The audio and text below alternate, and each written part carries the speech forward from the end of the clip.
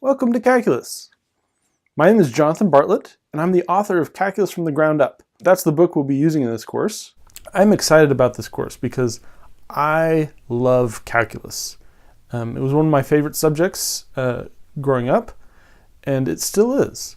It's exciting, it's fun, and it helps you look at mathematics in a whole new way. And I hope that by the end of the course, you will love it just as much as I do. Okay? So, a lot of people get this idea that calculus is, and there are, like any subject, there are difficult parts, but really what calculus does is it helps you think about math in a whole new way. In all of your other math courses, they hand you formulas, and they're like, here, memorize this formula. And it's not that there's nothing to memorize in calculus, but what you learn in calculus is you learn where all those other formulas come from. You know, if you ever say, the volume of a sphere, 4/3 pi r cubed. Who came up with that? Well, in calculus, we will learn where that comes from, and we'll learn to deduce that formula ourselves. We'll learn to deduce the volume of a cone. If you've ever been to a physics class, they give you all sorts of equations, and most of those come from calculus. So what is calculus? Well, calculus actually has both very simple and very ambitious goals. Okay, so on the simple part, there's two main operations of calculus. One of them is called the derivative. So we'll write that up here. The derivative. And that sounds like a big word, but really, the derivative has a very simple meaning, and that is the derivative is a slope. Okay, so if you imagine a curve, you can have an equation for a curve. Well, you can also have an equation that tells you the slope of the curve at any given point, and that equation is the derivative. Okay, so another operation is the integral.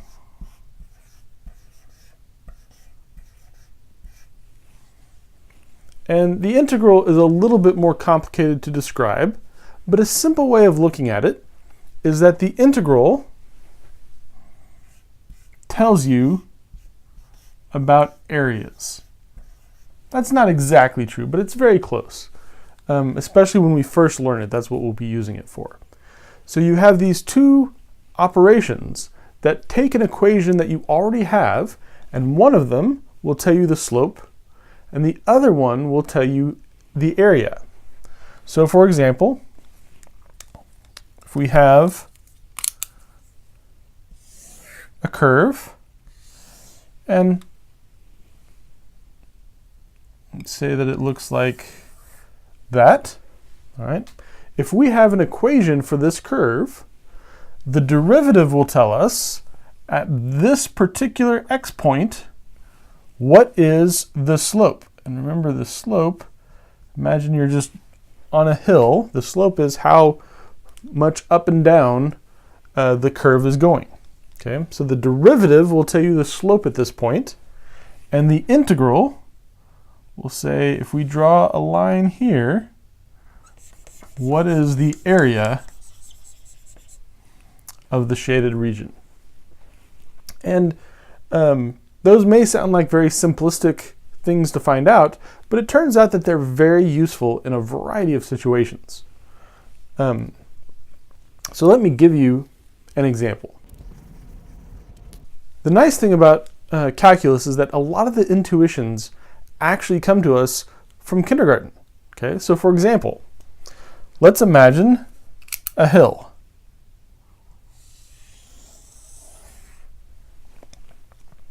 And let's say that we're at the bottom of this hill and we want to go sledding.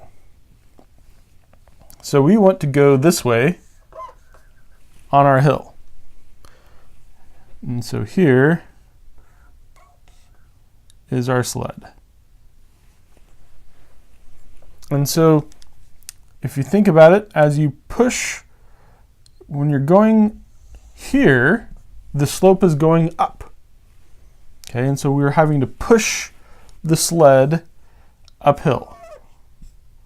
We're having to push and we're having to push, but what happens when we get to the very top of the hill? Well, the top of the hill is actually flat.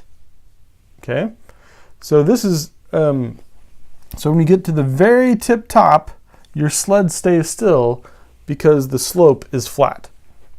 And then once you get a little bit beyond that, your slope carries you on down the hill. Okay, so what does this have to do with anything?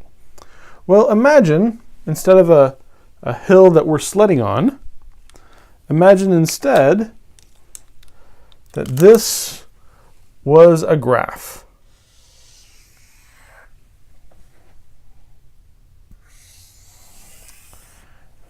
And let's say that we work for a company that makes some sort of a widget type device. We don't know what that is. A widget is what you use when you don't know what you're producing and you need to call it a name. You call it a widget. Okay? And so if you think about widgets, as if you increase the price, you'll sell fewer, but each one will give you more profit. But if you decrease the price, you'll sell a lot more, but each one will give you slightly less. And so somewhere along the line, there is an optimal price to set your widget at to maximize your total profit. So let's say that this curve on the x-axis, let's say that we have the price per widget. And on the y-axis, we'll have total profit. So here, as you can see, this curve has a maximum value. And so what calculus allows us to do, we want to find the price that will maximize our total profit. So what do we do in calculus? Well, we find the place where the slope is flat. So we take this original equation that we defined, and then we use the derivative to tell us the equation for the slopes, and then we find the point where the slope is flat, and that is the top of our curve. That is the place where our price per widget maximizes our total profit. And that's how you use calculus. There's a lot of other uses of it as well, but that's kind of a basic understanding. Additionally, we'll be covering a little bit more ambitious topics as well. We'll be discussing the theories of the infinitely large and the infinitely small. And by the end of it, you'll be able to play with infinity as if it were a regular number. A lot of these ideas are very deep, and they have a lot of philosophical implications, which we'll discuss as we go along as well. So I hope you're as excited about calculus as I am. I hope that instead of being intimidated by it, that you're excited about the process ahead. The subject of calculus isn't difficult, but it does take some effort. I hope that you'll find the effort that you put into it is worthwhile. It certainly has been for me.